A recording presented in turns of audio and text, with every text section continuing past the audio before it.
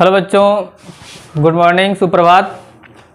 आइए आज की क्लास में हम हिंदी व्याकरण से रस का अध्ययन करेंगे। रस का अर्थ अगर जानना है आपको तो रस का शाब्दिक अर्थ होता है आनंद। रस का शाब्दिक अर्थ क्या होता है? आनंद। लिख सकते हैं आप लोग। रस का शाब्दिक अर्थ, शाब्दिक अर्थ मतलब रस शब्द का अर्थ होता है आनंद। आनंद, खुशी, एक विशेष प्रकार की खुशी जो हृदय को क्या करता है? आह्लादित करता हो, प्रसन्न करता हो। इसे हम क्या कहते हैं? रस कहते हैं।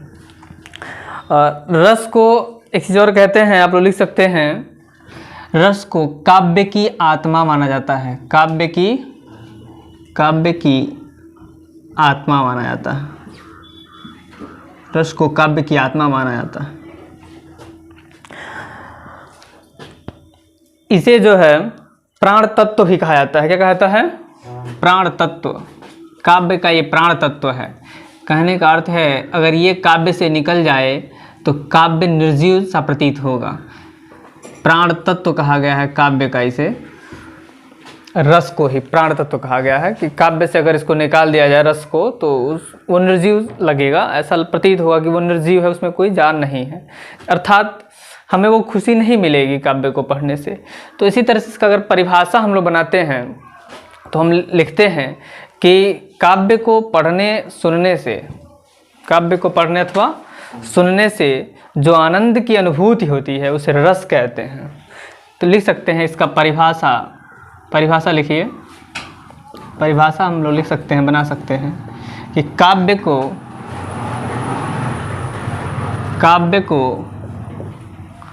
पढ़ने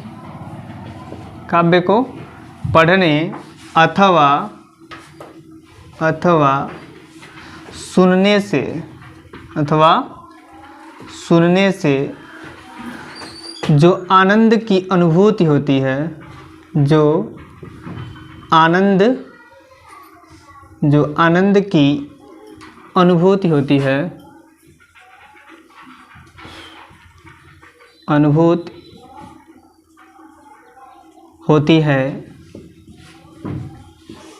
होती है उसे रस कहते हैं। उसे रस कहते हैं।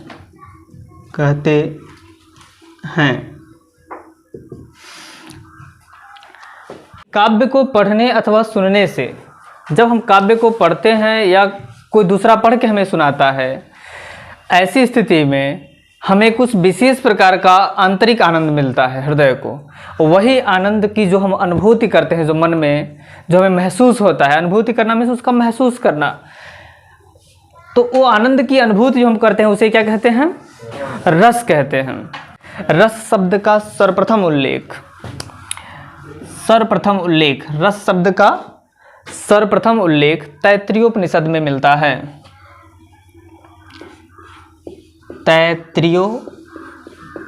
तैत्तिरीयोपनिषद।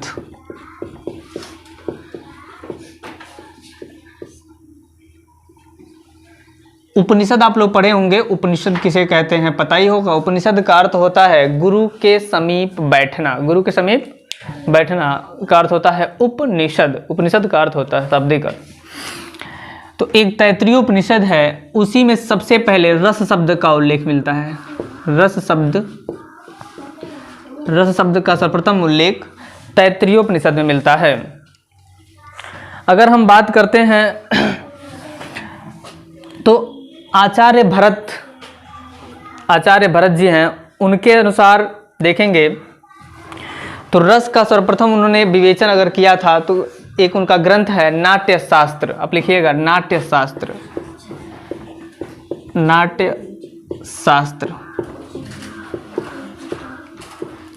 नाट्यशास्त्र में आचार्य भरत मुनि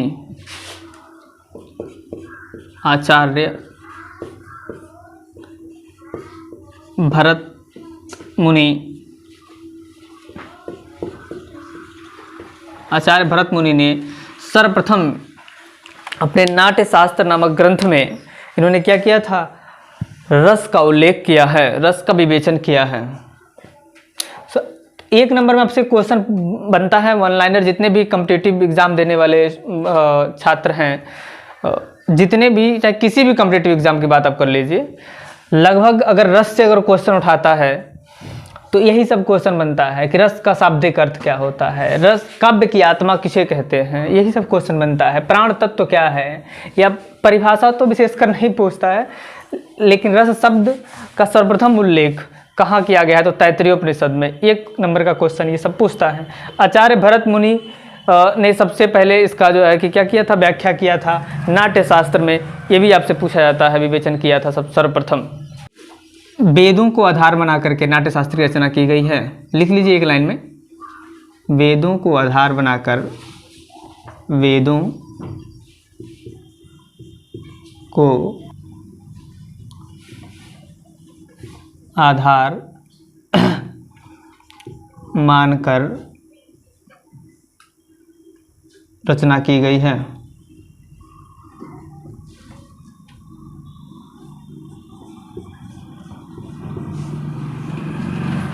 नाट्य शास्त्र को पंचम वेद भी कहा गया है, पांचवा वेद। चार ही वेद आप लोग सुने हैं ना, तो पांचवा वेद, पंचम वेद भी नाट्य शास्त्र को कहा गया है। चार वेद तो आपने सुना ही है, ऋग्वेद, सामवेद, यजुर्वेद, अथर्ववेद, ये सब चार वेद हैं। पांचवा वेद कौन सा है, नाट्य शास्त्र। रस के प्रतिष्ठापक आचार्य, लिख लीजिएगा, रस के प्रतिष्ठापक आचार्य,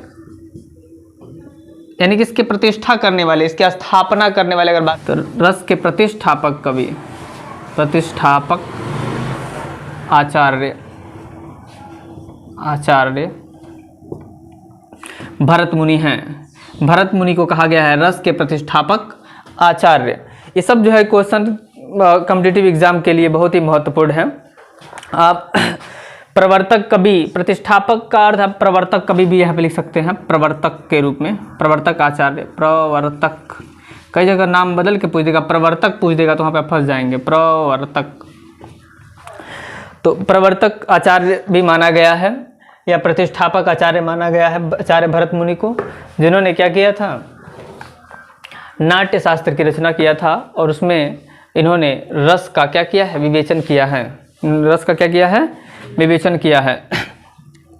इन्होंने रस का एक सूत्र दिया था, रस सूत्र भी पूछ दिया जाता है, किनका है ये रस सूत्र। रस सूत्र एक दिया था इन्होंने, रस सूत्र इन्होंने क्या दिया था, विभावानुभाव संचारी भाव संयोगाद रस निष्पत्ति। कई जगह संचारी भाव की जगह पे व्यभिचारी भाव भी लिखा होता है, याद रखिएगा। तो आप यहाँ पे लिख सकते हैं विभावानुभाव, या लिखिए विभावानुभाव,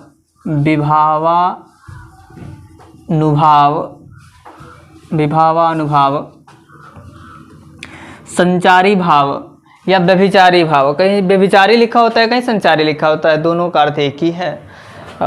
संचारी भाव को ही व्यभिचारी भाव भी कहा गया है। तो विभावानुभाव, संचारी भाव,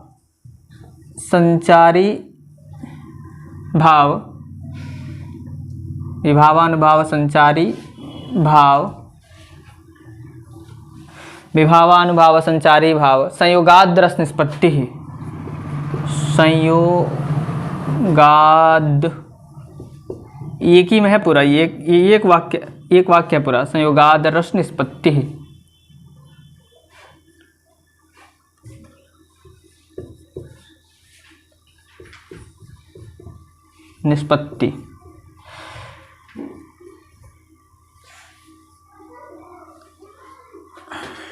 इसको इन्वर्टेड काम में कर लेंगे। इसका अर्थ आप समझिएगा, अर्थ समझेंगे तो काफ़ी कुछ पता चल जाएगा। रस को समझना है तो आचार्य भरत मुनि जी का बस ये एक वाक्य आपको याद रखना पड़ेगा। एक वाक्य अगर याद रहेगा तो किसी भी रस को आप समझ सकते हैं, कोई भी रस को समझ सकते हैं। देखिए, विभाव, अनुभाव, संचारी भाव, विभावानुभाव संचारी भाव, संयोगाद रस निष्पत्ति, इनके संयोग करने से, मिलने से, इनके मिलने से विभाव अनुभाव संचारी भाव को जब अस्थाई भाव से जब मिलता है, जब ये अस्थाई भाव से विभाव अनुभाव संचारी भाव जब अस्थाई भाव से क्या होता है, संयोग करता है। संयोग मतलब होता है मिलना। तो मिलने से किसकी निष्पत्ति होती है, क्या निकलता है, रस की निष्पत्ति होती है। किसकी निष्पत्ति होती है, रस की निष्पत्ति होती है। तब लिखेंगे कि विभाव अनुभाव संचारी भाव संयोगाद रस निष्पत्ति है। विभाव अनुभाव और संचारी भाव के संयोग करने से, किससे संयोग करने से, अस्थाई भाव से संयोग करने से। किससे, अस्थाई। रस के 4 अंग माने गए हैं, अस्थाई भाव, विभाव अनुभाव संचारी भाव। ये रस के 4 अंग हैं, अभी हम लिखवाएंगे, पढ़ाएंगे। तो ये चारों अंग हैं, इन्हीं चारों अंगों के आपस में संयोग करने से क्या बनता है, रस की उत्पत्ति होती है, निष्पत्ति होती है। तो ये रस सूत्र है, आचार्य भरत मुनि ने दिया था। तो विभावानुभाव संचारी भाव संयोगाद रस निष्पत्ति, आप लोग याद करिएगा, इसको कई बार पढ़ेंगे याद हो जाएगा। विभावानुभाव संचारी भाव संयोगाद रस निष्पत्ति, कई बार इसको रिपीट करिएगा तो आसानी के साथ जो है क्या हो जाएगा, ये तैयारी हो जाएगी, आपको याद हो जाएगा। रस सूत्र है, किसने दिया था इस रस सूत्र को, ये भी याद रखना है। तो आचार्य भरत मुनि ने, और इन्होंने ही क्या किया था, रस की संख्या को याद रखिएगा, ये भी क्वेश्चन बनता है, बहुत इंपॉर्टेंट क्वेश्चन। रस की संख्या आचार्य भरत मुनि ने कितनी मानी है, रस की संख्या आचार्य भरत मुनि ने रस की संख्या 8 मानी है। कितनी मानी है, 8 मानी है। अभी मैं बताऊंगा कि वो 8 रस कौन कौन से हैं। फिलहाल इतना ही जानिए कि रस की संख्या कितनी मानी गई है, 8।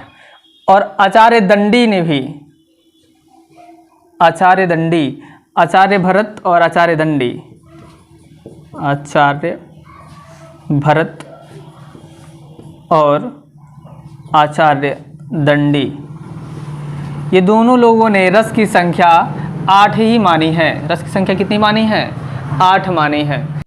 इसके बाद से अगर हम बात करते हैं रसों की एक और नंबर की, जैसे ऊपर से आप पढ़ते आइएगा तो मैंने एक ट्रिक बनाई है, अभी एक ट्रिक मैं आपको बताता हूँ, इससे आप याद कर सकते हैं रसों को। आइए देखिए, मैं आपको याद कराता हूँ। यहाँ पे मैं लिख रहा हूँ ट्रिक। ट्रिक क्या है, सर हंस कर, सर हंस कर। सर से आप देखेंगे, सर से श्रृंगार, सर से आप याद करिएगा क्या, कौन सा रस, श्रृंगार रस। सर से याद करिएगा, श्रृंगार रस, याद हो जाएगा। सर से श्रृंगार रस। हंस से हास्य रस, हंस से हास्य रस। क से यहाँ पे कर से मतलब क से केवल है, क से करुण रस, क से करुण रस। वी से वीर रस, वी से वीर रस। रौ से रौद्र रस, कौन सा, रौद्र रस। व से क्या है, भयानक, भयानक। और वी से विभत्स, वी से विभत्स। ओ से क्या है, अद्भुत, ओ से क्या है, अद्भुत, अद्भुत, अद्भुत रस एक है। और उसके बाद से 8 रस ये हो गए। यही 8 रस किसने दिया है, अच्छा आचार्य भरत मुनि ने दिया है। देखिए इधर 8 रसों को किसने दिया है, इतना पहले याद करिए आप लोग। सर हंसकर वीरों का भविष्य अशांत न करें, इसको आपको याद नहीं करना है। ये जो का है, न करें हैं, इससे आपको कोई मतलब नहीं है। ये वैसे लिखा गया है सेंटेंस को पूरा करने के लिए, बनाने के लिए। तो एक ट्रिक है, शायद आपको बहुत ही शानदार लगेगा ट्रिक ये, इसको आप याद करिए। सर हंसकर वीरों का भविष्य अशांत न करें, सर हंसकर वीरों का भविष्य अशांत न करें। आइए देखिए इधर, सर से श्रृंगार, हंस से हास्य, कर से करुण, वी से वीर, रो से रौद्र, भ से भयानक, भविष्य, वी से यहाँ वी से विभत्स, अ से अद्भुत, सा से शांत रस, ये तो शांत है ही, शांत से शांत रस, देखिए शांत रस, ये नवा रस है। ये कौन सा रस है? नवा रस है। ये 8 रस किसने दिया? ये 8 रसों के प्रतिष्ठापक आचार्य भरत मुनि, भरत मुनि, आचार्य भरत मुनि ने इन्हीं 8 रसों का क्या किया है? दिया है। आचार्य भरत मुनि ने इन 8 रसों का चर्चा किया सर्वप्रथम। उसके बाद से आचार्य दंडी जी ने भी क्या किया है? हाँ, इन्हीं 8 रस की बात की है। तो 2 विद्वान जो हैं 8 रसों को मानते हैं। एक 9वें रस का चर्चा सर्वप्रथम किसने किया था? लिखिएगा, उद्भट्ट जी ने किया था, शांत रस। उद्भट्ट, नोट करिए इसको, उद्भट्ट। उद्भट्ट जी ने सबसे पहले किसकी चर्चा की थी? 9वें रस की। उद्भट्ट जी ने चर्चा की, सर्वप्रथम सर्वप्रथम चर्चा उद्भट्ट जी ने शांत रस की किया है। ये सभी क्वेश्चंस आपको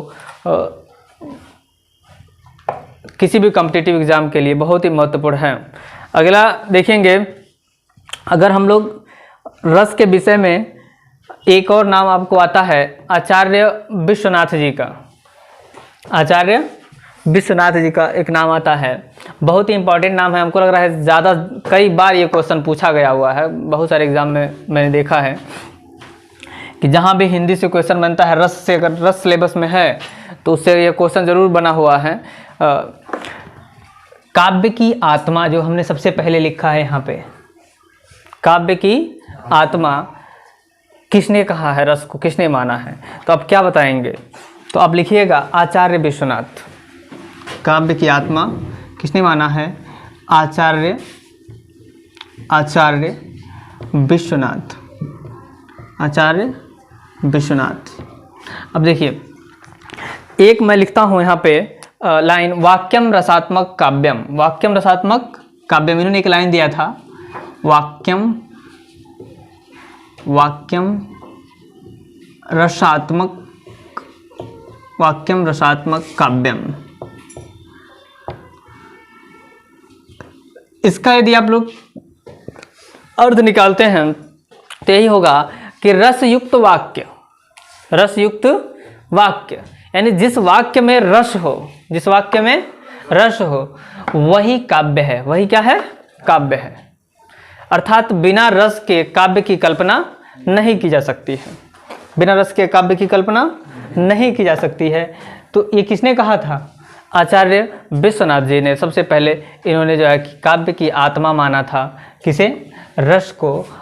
इन्होंने एक लाइन दिया था, वाक्यम रसात्मक काव्यम। ये लाइन कई बार आया है एग्जाम में कि वाक्यम रसात्मक काव्यम, रसयुक्त वाक्य ही क्या है? काव्य है। रसयुक्त वाक्य ही क्या है? काव्य है। यानी कि ऐसा काव्य जिसमें रस हो, वही, ऐसा वाक्य जिसमें रस हो वही काव्य है। ऐसा वाक्य जिसमें रस हो वही काव्य है। अर्थात बिना जो है, बिना रस के काव्य की कल्पना नहीं हो सकती। आइए हम चलते हैं 10वें और 11वें रस पे। 10वें और 11वें रस पे। तो 10वां और 11वां क्या है? ध्यान रखिएगा, 10वां और 11वां। 10वां 11वां आपको ऐसे याद हो जाएगा बिना ट्रिक के। ये ट्रिक कितना आप याद कर लीजिए, 9 रस ही पहले पढ़ाया जाता था। बाद में 2 रस और जुड़ गया। वह रस है, एक रस है आपका भक्ति रस। ये कौन सा रस है? भक्ति रस। और एक आपका रस है वात्सल्य रस। कौन सा रस है? वात्सल्य रस, याद रखिएगा। तो वात्सल्य रस, भक्ति रस। देखिए इधर, वात्सल्य रस और भक्ति रस ये बाद में जोड़े गए हैं। ये क्या हुए हैं? तो हाँ, वात्सल्य रस की चर्चा सर्वप्रथम किसने किया था? आचार्य विश्वनाथ जी ने सर्वप्रथम चर्चा आचार्य विश्वनाथ जी ने, आचार्य विश्वनाथ जी ने सर्वप्रथम चर्चा किया था वात्सल्य रस का। भक्ति रस की चर्चा सबसे पहले किन्होंने किया था? रूप गोस्वामी, रूप गोस्वामी, नोट करते जाइए। रूप गोस्वामी जो है भक्ति रस की चर्चा सबसे पहले किए थे। रूप गोस्वामी भक्ति रस और वात्सल्य रस। आचार्य विश्वनाथ वात्सल्य, जहाँ माता पिता का पुत्र से प्रेम होता है, स्नेह दिखाया जाता है, वहाँ पे वात्सल्य होता है। वहाँ पे क्या होता है? वात्सल्य होता है। इसके भेद भी होते हैं, संयोग और वियोग बताएंगे, अभी हम पढ़ाएंगे। तो यहीं पे मन करे तो आपको नोट कर लीजिए, तीर बना करके याद रहेगा। इसके दो भेद किए गए हैं, दो। एक है संयोग वात्सल्य, एक क्या है? संयोग वात्सल्य, और दूसरा क्या है? वियोग वात्सल्य। क्या है? वियोग वात्सल्य। और भक्ति, जहाँ पे ईश्वर के प्रति अनुराग दिखाया जाता है, भक्ति भावना दिखाई जाती है, वहाँ भक्ति रस होता है। भगवत विषयक रति यहाँ पे दिखाया जाता है, भगवत विषयक रति, भगवत विषयक रति। एक और देखिए रस यहाँ पे है श्रृंगार रस। इसके भी दो भेद माने गए हैं। कौन कौन से? संयोग और वियोग। यहाँ भी याद करिएगा, संयोग श्रृंगार, संयोग श्रृंगार और वियोग श्रृंगार। आपसे एक और बहुत इंपॉर्टेंट क्वेश्चन पूछ देता है यहाँ पर, देखिए श्रृंगार रस के विषय में। श्रृंगार रस को ही रसराज कहा गया। क्या कहा गया है? रसों का राजा, रसों का राजा या रसपति या रसों का राजा, रसपति, रसराज इत्यादि नाम से पुकारा जाता है। किसको? श्रृंगार रस को। तो श्रृंगार रस का ये जो है कि आप लोग याद रखना है श्रृंगार रस के विषय में कि ये क्या है? रसपति हैं, रसों के पति हैं, रसों के मालिक, ठीक है, या रसराज, रसों के राजा, रसराज है श्रृंगार रस। इतनी बातें आपको यहाँ से याद रखना है और सबके अस्थाई भाव भी याद रखने हैं, सबके अस्थाई भाव भी याद रखने हैं।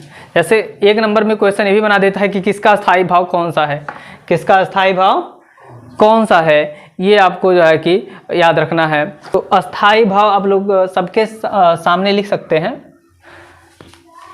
कहाँ मैं लिख दूँ अस्थाई भाव? इसे आप नोट कर लीजिए, फिर इधर मैं लिख देता हूँ सामने। देखिए यहाँ पे श्रृंगार रस है। श्रृंगार रस क्या है? संयोग वियोग, संयोग वियोग, इसके दो भेद हैं। श्रृंगार रस को रसराज या रसपति कहा गया है। इन 8 रसों की सर्वप्रथम चर्चा भरत मुनि ने अपने एक ग्रंथ है उनका नाट्य शास्त्र, जिसमें इन्होंने चर्चा किया था। नाट्य शास्त्र को पंचम वेद भी कहा गया है, आपने लिखा है।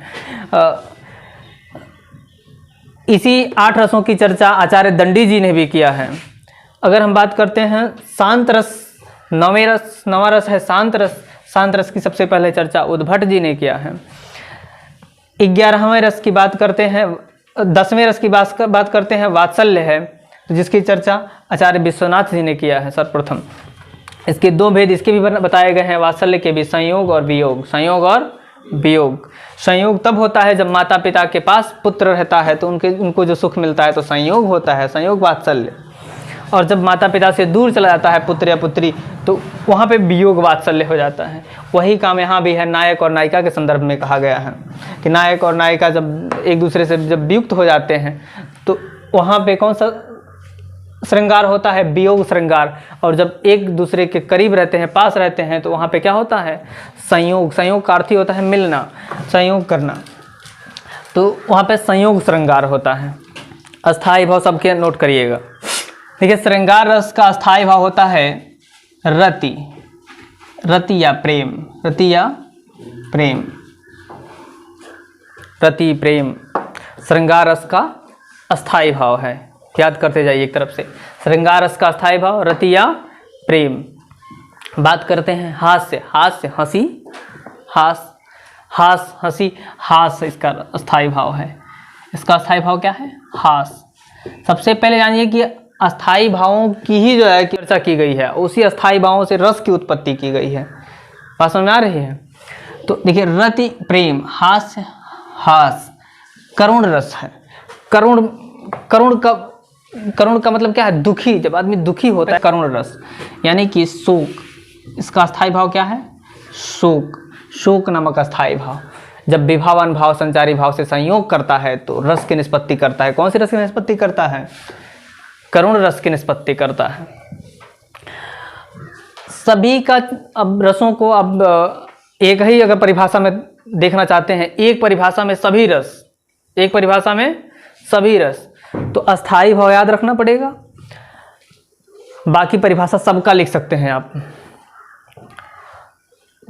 एमए में जो पीजी करता है, पोस्ट ग्रेजुएशन एमए करता है हिंदी से, तो वहाँ पे जो है कि या बीए में भी लास्ट ईयर में रस संप्रदाय पढ़ाया जाता है और वहाँ पे क्या इसको लिखना पड़ता है विस्तृत रूप में। लॉन्ग आंसर आता है, 40 नंबर में क्वेश्चन बन जाता है इसका।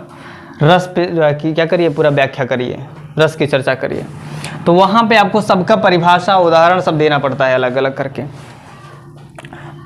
तो मैं एक स्पेशल परिभाषा बताता हूँ जो सभी परिभाषाओं को आप लिख सकते हैं। एक ही परिभाषा सबके लिए कामयाब हो सकता है। भरत मुनि जी का वो लाइन जो आप याद रखिएगा, जो मैंने लिखवाया है, विभाव अनुभाव संचारी भाव संयोगाद रस निष्पत्ति ही। विभाव अनुभाव संचारी भाव संयोग करता है, किससे करता है मैं बताया हूँ, किससे करता है? अस्थाई भाव से करता है। अस्थाई भाव जब संयोग करता है तो क्या बनता है? रस की निष्पत्ति होती है। तो वहाँ पे आप लिखिएगा कि रति नामक अस्थाई भाव, रति नामक अस्थाई भाव विभाव अनुभाव और संचारी भाव से संयोग करके श्रृंगार रस की निष्पत्ति करता है। इसी तरह से आप लिख सकते हैं हास नामक अस्थाई भाव विभाव अनुभाव संचारी भाव से संयोग करके हास रस की उत्पत्ति करता है, निष्पत्ति करता है। शोक नामक अस्थाई भाव विभाव अनुभाव संचारी भाव से संयोग करके करुण रस की निष्पत्ति करता है। तो इस तरह से आप क्या कर सकते हैं, सभी रसों को इसी तरह से लिखते चले जाना है। बस केवल आपको क्या तय रखना है? अस्थाई भाव और भरत मुनि जी की वो लाइन जिन्होंने रस सूत्र जो उन्होंने दिया है कि विभाव अनुभाव संचारी भाव संयोगाद रस निष्पत्ति है। विभाव अनुभाव संचारी भाव के संयोग से रस की निष्पत्ति होती है। वीर रस, वीर क्या है? जब वीरता की भाव कब जागृत होता है? जब उत्साहित आदमी करता है, अंदर से उत्साहित होता है, तो उत्साह नामक अस्थाई भाव, उत्साह या नोट करिएगा, उत्साह नामक अस्थाई भाव। उत्साह जो है कि अस्थाई भाव है वीर का। इसके बाद से हम बात करते हैं किसकी? रौद्र रस। कौन सा है? रौद्र। तो रौद्रता आदमी कब धारण करता है? रौद्र रस। रौद्र रस की निष्पत्ति कब होती है? जब आदमी क्रोधित हो जाता है। रौद्र रूप नहीं कहते, रौद्र रूप धारण कर लिए भगवान श्री कृष्ण जी। भगवान श्री कृष्ण जी नाराज हुए तो बड़ी श्यामल गौर किशोरा, कितना सुंदर सुंदर छवि पढ़े हैं, लेकिन जब रौद्र रूप धारण करते थे, राम जी की भी देखिए, जब ताड़कासुर वध करना, रौद्र रूप धारण कर लिए। तो ये रौद्र रूप मतलब क्या है? क्रोधित हो गए। क्या हो गए? क्रोधित हो गए। ठीक है, तो क्रोध नामक अस्थाई भाव याद रखिएगा, याद करा रहे हैं आपको हम, याद करिए। जब उत्साहित होता है कोई व्यक्ति तो वीरता का भाव जागृत होता है, कुछ कर गुजरने की क्षमता है। वीर तुम बड़े चलो, धीर तुम बड़े चलो, सामने पहाड़ हो सिंह की दहाड़, नहीं बोलते हैं, कविता है, पढ़ते हैं तो रोंगटा खड़ा हो जाता है, लगता है चलो आज ही सीमा पे बंदूक उठा पहुंच जागृत हो जाता है। कौन भाव जागृत होता है? वीर भाव। उत्साहित जब हम होते हैं तब वीर भाव जागृत होता है। ओके। शोक है जब दुखी होते हैं, काफ़ी कोई प्रिय वस्तु की हानि हो जाती है, कोई प्रिय वस्तु का क्षय हो जाता है, तो वहाँ पे हम क्या होते हैं? दुखी हो जाते हैं। तो शोक नामक जो अस्थाई भाव है वही क्या करता है? करुण रस में परिणत हो जाता है, बदल जाता है। हास्य कब? जब उठपटांग बातों को सुन लेते हैं या देख लेते हैं, जोकर को देखते हैं, जोकर कैसे हरकतें करता है, तो ऐसी चीज़ों को हम देख कर क्या करते हैं? ऐसी काव्य को भी पढ़ करके हाँ हमें क्या होती है? हंसी आती है। क्या आती है? हंसी। तो ये हास नामक अस्थाई भाव ही हास्य रस की उत्पत्ति करता है, हास नामक अस्थाई भाव। ठीक है, यहाँ पे नायक और नायिका के मिलन का जहाँ पे वर्णन होता है वहाँ पे श्रृंगार रस की उत्पत्ति होती है, श्रृंगार रस की चर्चा होती है। हम पढ़ाएंगे इसको विस्तार से, फिलहाल इतना जानिए आप लोग। भयानक रस देखिए, भयानक रस भय डर कब लगता है? जब कहीं एकांत शांत वातावरण है, अर्धरात्रि है, सुनसान जगह है, जंगल है, आप अकेले चले जा रहे हैं, जंगल के झुरमुट से कोई हिला दिया, आप वहाँ पे क्या होते हैं? डर जाते हैं। डर जाते हैं, भय लगता है आपको, तो वहीं पे भयानक रस की निष्पत्ति होती है। कौन सा रस की निष्पत्ति होता है? भयानक रस की निष्पत्ति होती है। डरते हैं तब भयानक रस होता है। और डरेंगे नहीं तो कहाँ से भय? तो वही डर भय ही क्या करता है, भयानक रस की उत्पत्ति कराता है। डरने का बहुत सारा कारण हो सकता है। आप रास्ते पे जा रहे हैं, जंगल के रास्ते पकड़ के, अचानक सामने शेर खड़ा हो जाए, डर जाएंगे। अचानक सांप आ जाए, नाग ऐसे फन फैलाए, तो वहाँ पे आप क्या हो जाओगे, आपका शरीर कांपने लगेगा, डर के मारे मुंह से चीख निकल जाएगा, चिल्ला जाएंगे या भागने लगेंगे, या बहुत ऐसे होते हैं डर के मारे बेहोश हो जाएंगे। तो वहाँ पे जब बेहोश हो जाएंगे तो क्या होगा, भयानक रस। कौन सी रस? भयानक रस। ठीक है, भयानक रस याद रखिएगा। विभत्स, विभत्स नाम से ही पता चला कितना बुरा लग रहा है, विभत्स। घृणा, क्या? विभत्स, घृणा। घृणा कब आता है? जब कोई ऐसी मतलब कुत्सित चीज़ देख लेते हैं, बुरा चीज़ देख लेते हैं, कुछ सड़ा लाश देख लीजिए, क्यों नाक दाब के से घूमते हैं, कोई गंदा कोई कीचड़ ऐसे कीड़े उसमें पड़ रहे हो, तो वहाँ पे क्या आपको आएगा, विभत्स रस। विभत्स रस, इसका अस्थायी भाव क्या होता है? घृणा। क्या? घृणा। देखिए घृणा, देखिए घृणा, देखिए घृणा नामक अस्थायी भाव क्या करता है, विभाव अनुभव संचारी भाव से संयोग करके विभत्स रस की निष्पत्ति करता है। तो विभत्स रस की निष्पत्ति कब होती है? घृणा से। किससे? घृणा से। देखिए अद्भुत, अद्भुत, आश्चर्य। हाँ, आश्चर्य कब होता है? विस्मय, आश्चर्य, अद्भुत कोई चीज़ देख लेते हैं, कारनामा देख लेते हैं, जो ना होने वाला भी देख लेते हैं। हम देखते हैं कि एक सर्कस में देखे हो आप लोग, सर्कस में देखते हो, कहते हैं वो कौन सा कुआं होता है, मौत का कुआं। ठीक है, मौत का कुआं होता है, उसमें बाइक नचाता है कैसे, जो बाइकर होता है, क्यों इतनी स्पीड से चलाता है, और चलाते चलाते ऊपर तक चढ़ जाता है, चलाते चलाते नीचे तक चला जाता है। ऐसे अद्भुत कारनामे हम लोग बहुत देखे हैं। तो हम वहाँ पे हमारे अंदर आश्चर्य नामक अस्थायी भाव जागृत होता है। कौन सा? आश्चर्य या विस्मय। आश्चर्य या विस्मय, नोट करते जाइए। आश्चर्य या विस्मय, आश्चर्य या विस्मय नामक अस्थायी भाव जब जागृत होता है हमारे अंदर, तो वहाँ पे आश्चर्य या विस्मय, वहाँ पे अद्भुत रस होता है। कौन सा रस होता है? हाँ, या वो देखिए छोटी सी लड़की है, हाँ हम लोग बहुत सारा सर्कस देखे हैं, उसमें दिखाता है छोटी सी लड़की है, पतली सी रस्सी है, वो ऊपर 20 फीट ऊपर ऐसे रस्सी लगा दिया गया, उसी पे पैदल चल रही है, बिना किसी सहारे के, बिना कुछ पकड़े हुए चले जा रही है रस्सी पे। तो अद्भुत, हम लोग आश्चर्य करते हैं। ठीक है, क्या कारनामा है, क्या बात है। ठीक है, या अचानक क्या हो कि 4 सूर्य दिखाई देने लगे आकाश में, तो अभी आपको क्या हो जाएगा, आश्चर्य के मारे आप मतलब, तो वहाँ पे अद्भुत रस की उत्पत्ति होगी। क्या होगी? अद्भुत रस की उत्पत्ति होगी। इसके बाद हम बात करते हैं शांत। अब शांत रस कब होगा? शांति नाम से ही पता चल रहा है, शांत, नीरवता। क्या? नीरवता, शांति, एकांत। क्या है? एकांत। जब एकांत जगह रहता है वहाँ पे कौन सा रस होता है? शांत रस। कौन सा? शांत रस। अगर इसके अस्थायी भाव की बात करते हैं तो निर्वेद। क्या होता है? निर्वेद। लिखिएगा, नोट करिए, निर्वेद। निर्वेद नामक अस्थायी भाव, निर्वेद नामक अस्थायी भाव शांत रस में बदलता है, संयोग करता है किससे? विभाव अनुभव संचारी भाव से संयोग करके शांत रस की उत्पत्ति करता है। बचा वात्सल्य, तो वत्सलता, वत्सलता, पुत्र के प्रति स्नेह, पुत्र के प्रति स्नेह, पुत्र से जो स्नेह होता है, लगाव होता है, वत्सलता होती है, वही वात्सल्य रस की उत्पत्ति कराता है। और भक्ति, भक्ति भी प्रेम है। किससे प्रेम है वो? यहाँ पे ईश्वर से प्रेम की बात है, यहाँ पे चर्चा हो, ईश्वर से प्रेम, ईश्वर से स्नेह करना, अनुराग करना। तो भगवत विषयक रति आप लिख सकते हैं, भगवत विषयक, विषयक रति मतलब ईश्वर से प्रेम, ईश्वर से प्रेम। किससे प्रेम? अनुराग कैसा? ईश्वर से, देव से। तो वहाँ पे भक्ति रस की उत्पत्ति होती है।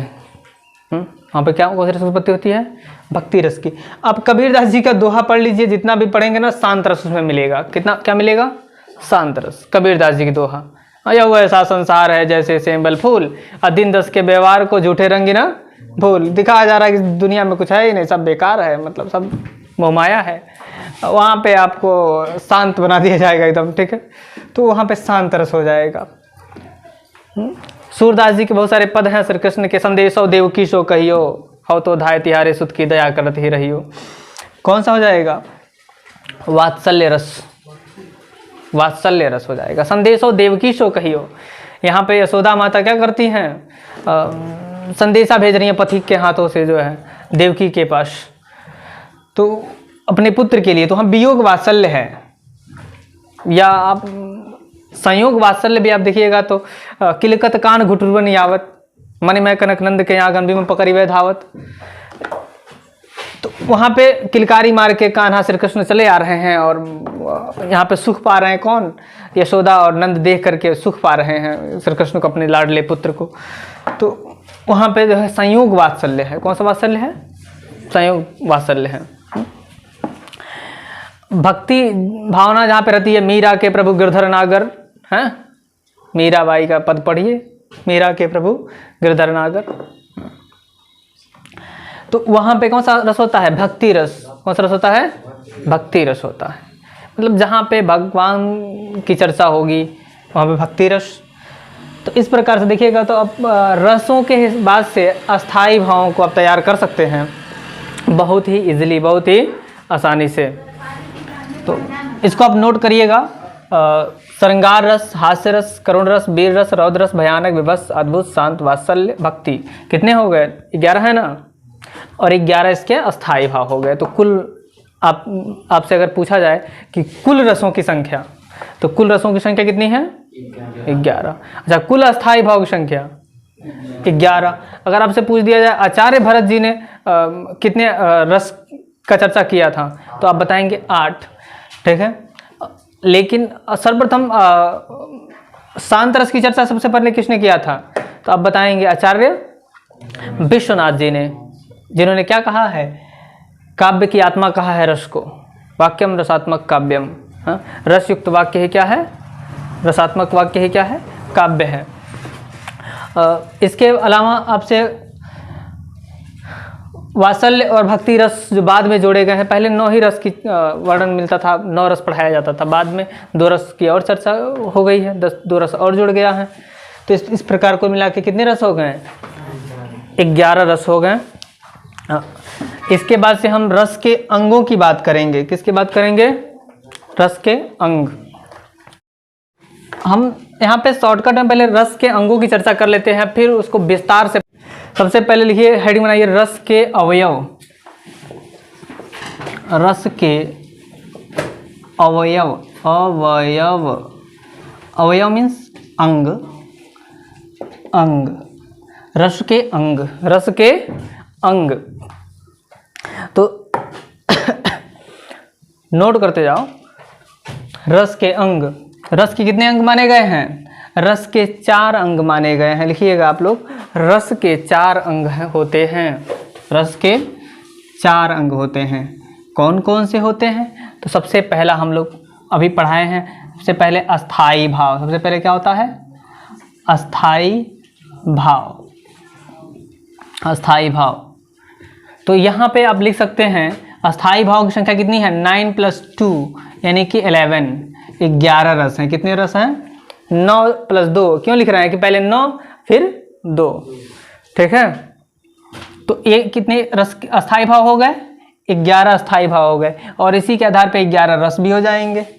इसी के आधार पे 11 क्या हो जाएंगे? रस भी हो जाएंगे। 11 अस्थाई भाव है तो 11 रस भी होंगे। नंबर 2, अस्थाई भाव के बाद से दूसरा नंबर आता है विभाव का। विभाव। देखिए, जो ये अस्थाई भाव होता है ना, नाम से ही पता चल रहा है अस्थाई। अस्थाई रूप से विद्यमान होता है ये हमारे हृदय में। ये पहले से ही होता है, बस सुसुप्ता अवस्था में होता है, सोया रहता है। ये होता पहले से ही है हमारे हृदय में, अस्थाई है। देखो लिखा ना, अस्थाई भाव। वह भाव जो हमारे हृदय में अस्थाई रूप से पहले से ही विद्यमान हो, वह क्या कहलाता है? अस्थाई भाव कहलाता है। इसकी संख्या 11 मानी गई है। इसी आधार पर रसों की संख्या भी 11 मानी जाती है। दूसरा नंबर है, रस के अंग की बात हम करते हैं तो विभाव। रस का दूसरा अंग क्या है? विभाव। देखिए, विभाव की अगर हम चर्चा करते हैं तो विभाव 2 प्रकार के हैं। तो विभाव के प्रकार हैं 2। कौन कौन से? पहला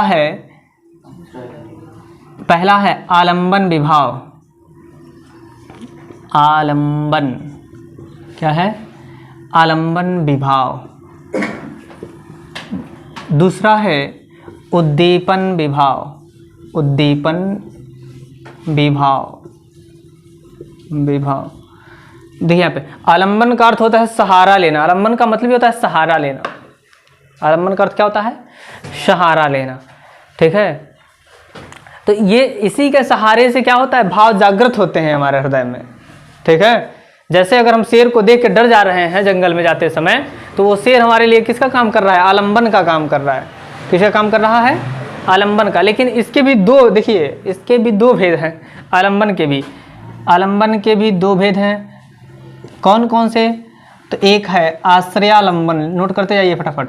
एक है आश्रयालंबन, आश्रयालंबन, आश्रय आलंबन। दूसरा है विषयालंबन, विषयालंबन।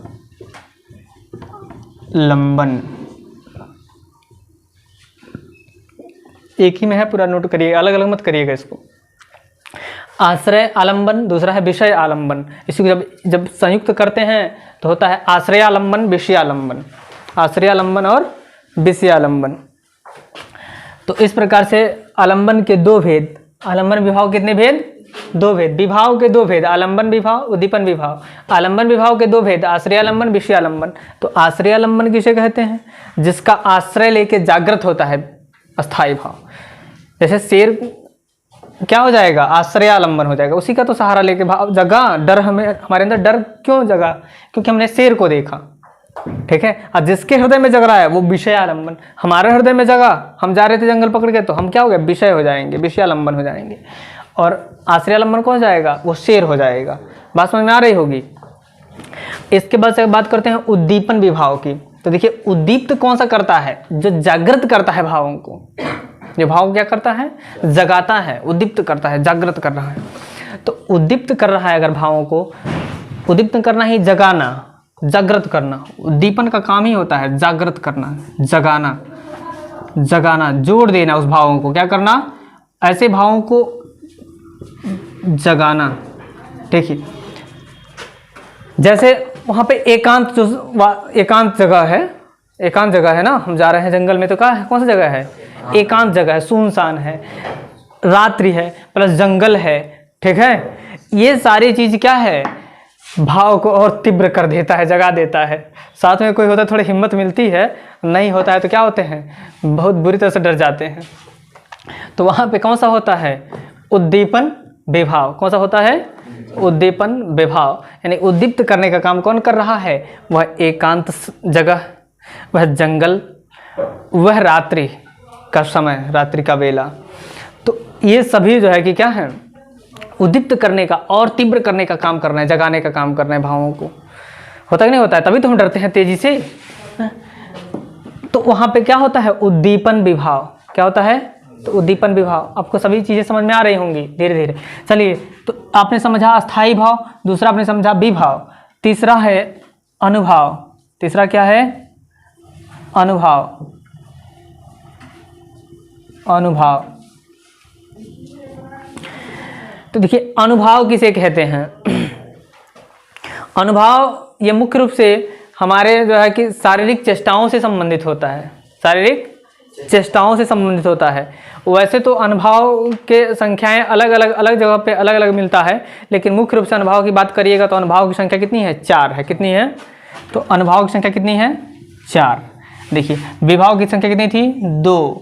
आलम्बन विभाव की संख्या कितनी थी? 2। ठीक है, अनुभाव की संख्या कितनी है? 4।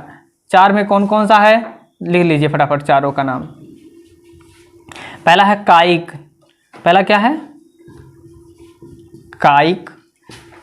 कायिक है जो काया से संबंधित है। जो किसे संबंधित है? काया। काया मतलब होता है शरीर। क्या है? शरीर। शरीर से संबंधित है। कायिक मतलब काया, शरीर, शरीर से संबंधित है। दूसरा है मानसिक।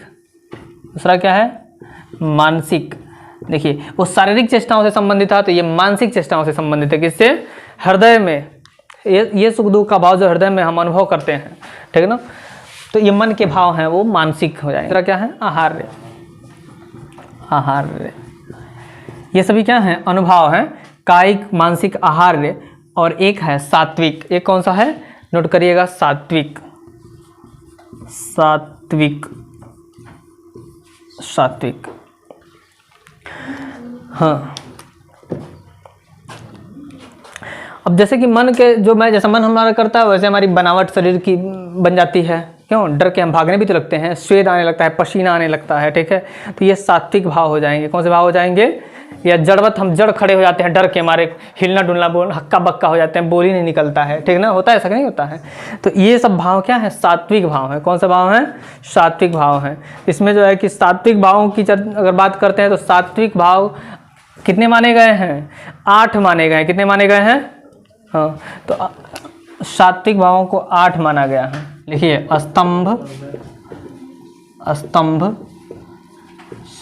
स्वेद, श्वेत, रोमांच, स्वरभंग, कंप,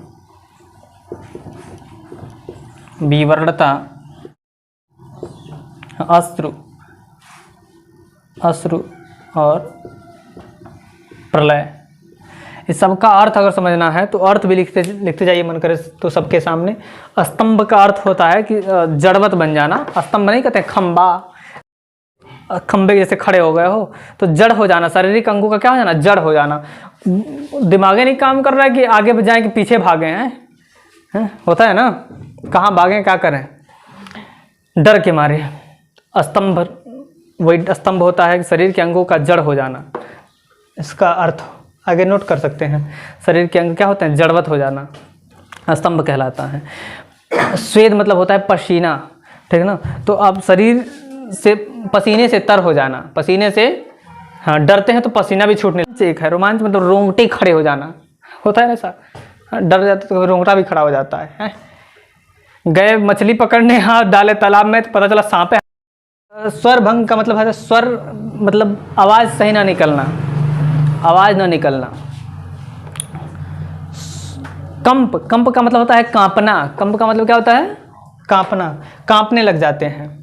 फिर है विवर्णता, मतलब बिना वर्ण के हो जाते हैं। वर्ण माने रंग, वर्ण मतलब क्या होता है? रंग। विवर्णता यानी बिना रंग के, तो चेहरे का रंग उड़ जाना, ठीक है। अश्रु मीन्स आंसू। अश्रु में है प्रलय। प्रलय का अर्थ होता है सुध बुध खो देना, सुध बुध खो देना, हक्का बक्का हो जाना, कुछ समझ ना आना, ठीक है। इसके बाद से हम जो रस के चौथे अंग की बात करते हैं तो चौथा अंग है संचारी भाव। रस का चौथा अंग क्या है? संचारी भाव। संचारी भाव, संचारी भाव को व्यभिचारी भाव भी कहते हैं, नोट कर लीजिएगा। व्यभिचारी, व्यभिचारी भाव, व्यभिचारी भाव भी कहते हैं संचारी भाव को। क्यों कहते हैं संचारी भाव इसको? इसका कारण है। कारण क्या है कि संचारी का अर्थ होता है संचरण करने वाला। संचारी का अर्थ क्या होता है? संचरण करने वाला। मन के वे भाव जो क्या होते हैं? संचरण करते रहते हैं, बदलते रहते हैं। क्या होते हैं? बदलते रहते हैं, परिस्थिति के अनुकूल, समय के अनुकूल परिवर्तित होते रहते हैं। तो वही भाव क्या कहलाते हैं? संचारी भाव कहलाते हैं। अगर आचार्य भरत मुनि की बात करिएगा तो आचार्य भरत मुनि ने इन भावों को पानी में उठने और गिरने वाले बुलबुलों के समान बताया है। पानी में उठने और गिरने वाले बुलबुलों के समान बताया आचार्य भरत मुनि ने। ये लाइन पूछता है कि आचार्य पानी में गिरने उठने और गिरने वाले बुलबुलों के समान संचारी भाव को किसने बताया है? तो आप जवाब देंगे आचार्य भरत मुनि ने। आचार्य भरत मुनि ने संचारी भावों को पानी में उठने और गिरने वाले बुलबुलों के समान माना है। और इसका एक और नाम है व्यभिचारी भाव। इनकी संख्या 33 है। इनकी संख्या कितनी है? 33। संचारी भावों की संख्या कितनी है? 33 है। इसमें है निर्वेद, आवेग, दैन्य, नोट करते जाइए मैं बोल रहा हूँ, श्रम, मद, जड़ता, उग्रता, मोह, विबोध, स्वप्न, अपस्मार, गर्व, मरण, अलसता, अमर्ष, निद्रा, अवहित्था, औत्सुक्य, उन्माद, शंका, स्मृति, मति, व्याधि, संत्रास, लज्जा, हर्ष, असूया, विषाद, धृति, चपलता, ग्लानि, चिंता और वितर्क। ये 33 जो है क्या है, संचारी भाव हैं, जिन्हें विचारी भाव भी कहा गया है। ये मन में उठने और गिरने वाले विचार हैं। अस्थिर विचार कहेंगे इसको, अस्थिर मनोविकार कहेंगे, कि मन में उत्पन्न होने वाले अस्थिर मनोविकारों को संचारी भाव कहा जाता है। इस प्रकार से हमने रस के चारों अंगों को समझा। अगर इसका विस्तार से हम लोग अध्ययन करेंगे अगली वीडियो में। That's all, thank you.